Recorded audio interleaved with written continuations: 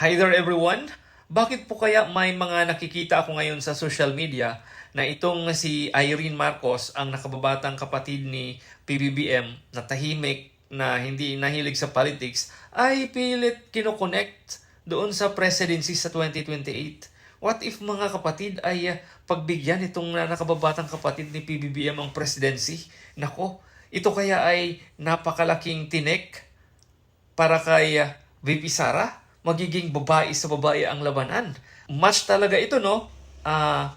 Sara Irene, magkakalaban for presidency.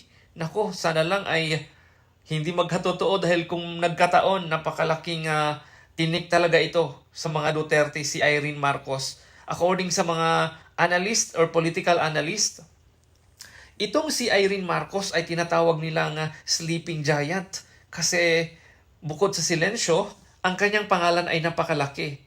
Napakaganda ng kanyang reputation. Known siya na very mabait, known siya na tahimik, hindi pala away.